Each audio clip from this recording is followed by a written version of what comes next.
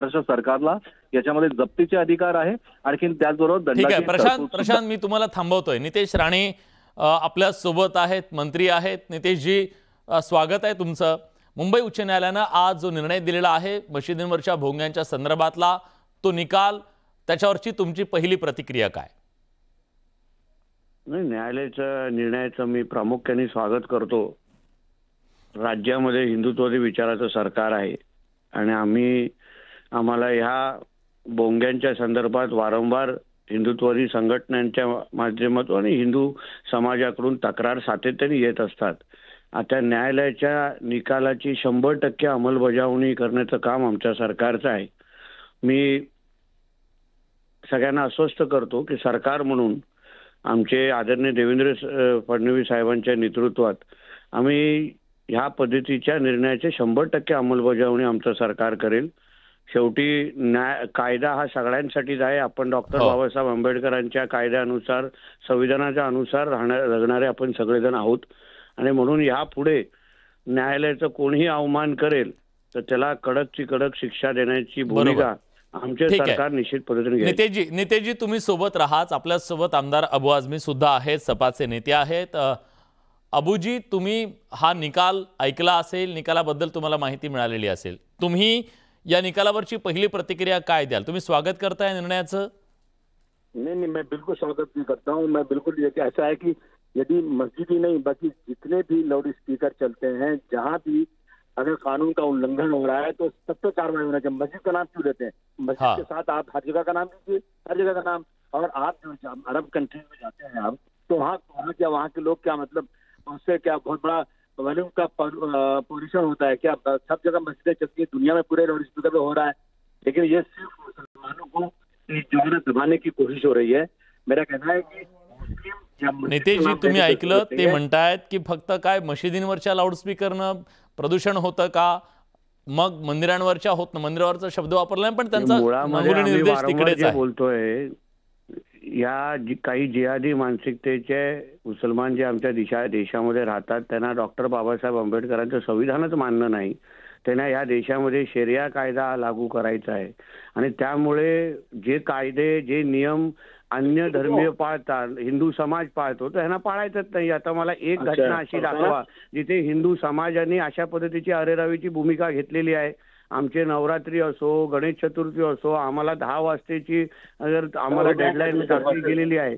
सगळ्याचे सगळे पाळणाऱ्यापैकी हिंदू समाज आहे। अबू आझमी बोला, मी उत्तर घेतो। नितेशजी मी उत्तर घेतो। हाँ, अबू आझमी बोला। हाँ बोलिए। देखिए ऐसा है हाँ कि ये सिर्फ और सिर्फ इस देश में हर मस्जिद के नीचे मंदिर नजर आ रही है। गाय के लिए मुसलमानों को मारा जा रहा है। मुसलमानों को नाही, बाकी सगळं असलं तरी न्यायालयाचा निर्णय तुम्ही मान्य करणार आहेत की नाही आहेत?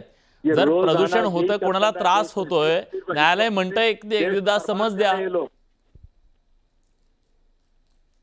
प्लीज अबूजी बोला।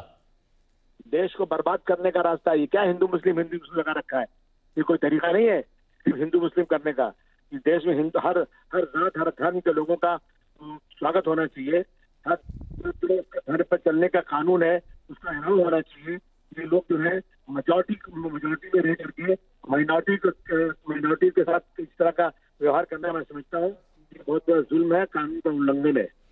पण आझमीजी, मुद्दा हा आहे, नितेश राणेंनी ही मागणी केली असती तर आपण त्याच्याबद्दल चर्चा करू शकलो असतो। कायद्याच्या कसोटीवर न्यायालयानं सगळी बाजू ऐकून घेतल्यानंतर हा निर्णय दिल्यानंतर त्याला आक्षेप घेण्याचं कारण काय?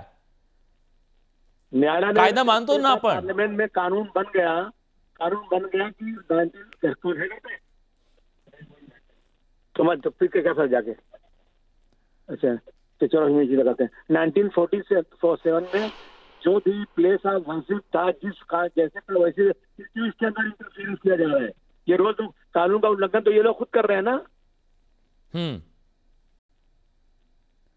पण लाऊड नितेशजी तुम्ही त्यांचं म्हणणं ऐकलं, पटतंय तुम्हाला ते? ना, पहिल्या दिवसापासून आम्ही ह्याच तर भूमिकेचे विरोध करतो ना। सर्व धर्म समभाव म्हणायचं। माझं म्हणणं आहे की तुम्हाला तुमच्या मस्जिदीमध्ये तुम्हाला प्रार्थना करायची, नमाज पढायचं, ह्याला कोणी थांबवण्याचा कोणाला अधिकार नाही. पण त्यासाठी तुम्हाला ते जे काही तुम्ही लाऊडस्पीकर सकाळी अजानला लावता, 5 वाजता लावणार आणि लोकांना ह्या निमित्ताने उठवणार, तुम्हाला तुमची प्रार्थना करायची तुमच्या घरात करा, तुमच्या मस्जिदी करा. त्याच्यासाठी लाऊडस्पीकर लावण्याची, जोरजोरात लाऊडस्पीकर लावण्याची गरजच नाही ना. या आणि हिंदू काय महाआरती करत नाही का? आणि मग का आम्ही जोरजोरात लाऊडस्पीकर लावलं तर ह्या लोकांना आवडणार का? भूमिका हिंदू मुसलमानाची नाही आहे. मुद्दा हाच आहे की बाबा जो कायदा हिंदूंना लागतो तोच कायदा मुसलमानांना लागला पाहिजे आणि त्यांनीही पालन करायला पाहिजे. ठीक आहे, मग आवाज म्हणजे मुस्लिमांना वेगळा कायदा करा असं तुमचं म्हणणं आहे का?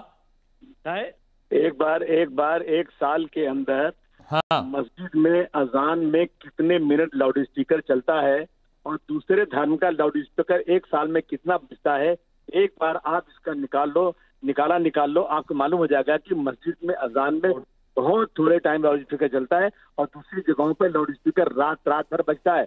आप जाओ, मैं एक पूरी फुल नाइट मैं आपको दिखा दूं कि लाउड स्पीकर चलता है, परंतु कोई मुसलमान कभी भी ऑब्जेक्शन लेता नहीं, क्योंकि मुसलमान चाहता है कि हर धर्म के लोग अपना अपना काम करें. कभी भी हिंदू धर्म के खिलाफ मुसलमान खड़ा नहीं होता है, परंतु ये लोग जो है ना राजनीति में मुस्लिमांनी तक्रार करायची काय गरज आहे? पोलीस येऊन लगेच जप्त करतात ना ते लाऊडस्पीकर आणि सगळं, रात्री 10 नंतर चालू असेल तर. अबू आझमीजी, क्या पोलीस स्वतःच कारवाई करतात ना, कोणी तक्रार करायची काय गरज आहे? तुम्ही लावून आता इथं कुठं लावला तर लगेच पोलीस येतात. 10 वाजल्यानंतर लाऊडस्पीकर लावला तर आपले नेते सभा बंद करतात. आता बघा 2 मेळावे 10च्या आधी बंद करतील ते. कायदा सगळ्यांसाठी सारखा आहे ना, असं काय म्हणतात तुम्ही? नहीं ये सब जो है बिल्कुल जो है पुलिस जो है सरकार जो कहती है वही करती है, पुलिस अपनी मनमानी करती है, बिल्कुल गलत हो रहा है. कायद्याचं पालन कुणी करायचं मग? ये बिल्कुल कानून का पालन बिल्कुल नहीं हो रहा है. ये सब जो है सिर्फ और सिर्फ इनको राजनीति में ऐसा लग गया कि मुसलमानों के खिलाफ जितना बोलेंगे, जितना एक्शन करेंगे, उतना उनको सत्ता में रहने का हक मिलेगा. ये इनको लग चुका है और कुछ नहीं है. नेतेजी ते म्हणतात की केवळ मुस्लिमांना टार्गेट करण्यासाठी हे सगळं सुरू आहे. मी एक मुळात सांगू का, माझा मुद्दा एवढाच, आता न्यायालयाचा निर्णय आलेला आहे, आता अंमलबजावणी आमचं सरकार करणार. हे अशा पद्धतीचं बडबडून आता काही उपयोग होणार नाही. आता जो न्याय हा देश संविधानाने चालतो, हा देश डॉक्टर बाबासाहेब आंबेडकरांच्या कायद्याने चालतो. हा शरिया कायदा इथे लागू नाहीये, म्हणून इथे ही सगळी नाटकं आणि ही सगळी बडबड काही उपयोग होणार नाही. इथे आता यापुढे न्यायालयाच्या 100% निर्णयाची अंमलबजावणी आमचं सरकार करेल. आता कोणी अगर न्यायालयाचं उल्लंघन केलं तर त्यांना जेलची हवा खायला लागेल, हे लक्षात ठेवावं. मग अशा पद्धतीची बडबड करून आमच्या देशात बडबड करायची, मग जाऊन पाकिस्तान बांगलादेशमध्ये जाऊन करा, तिथे ऐकणारे 4 लोक असतील. हिंदू राष्ट्रामध्ये इथे ह्या सगळी बडबडची काही उपयोग नाही. अशी मानसिकता म्हणजे देशामध्ये राहायचं आणि देशाचेच कायद्यांचे उल्लंघन करायचं, याच्या विरोधात आम्ही बोलतोय ना. देश के लिए समर्पण किया हुआ है. नाही अबू आझमीजी, मी फक्त एक प्रश्न तुम्हाला विचारतो.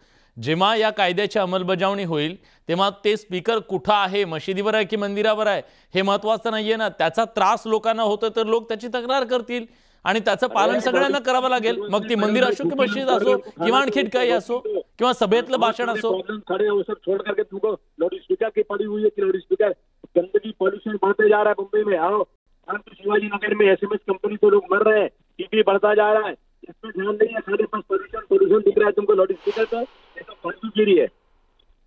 ठीक आहे, धन्यवाद. तुम्ही न्यूज 18 लोकमतशी बोललात त्याबद्दल. तर ह्या 2 बाजू होत्या या निर्णयाच्या नंतरच्या. एका बाजूला हिंदुत्वाची भूमिका, दुसऱ्या बाजूला मुस्लिम धर्मियांची भूमिका. पण मुळात या सगळ्यात त्रास हा सामान्य नागरिकांना होतो. कायद्याचं पालन आपण सगळ्यांनी करायला काय हरकत आहे? आणि हा कायदा कुणा एका धर्मियासाठी असू शकत नाही. तो कायदा प्रत्येकासाठी आहे आणि प्रत्येकानं त्याचं पालन करणं आपल्या सगळ्यांचं कर्तव्य आहे. न्यायालयानं दिलेला हा निर्णय हे समजून घेणं सुद्धा तितकंच गरजेचं आहे. धन्यवाद. तुम्ही न्यूज 18 लोकमतशी बोललात त्याबद्दल.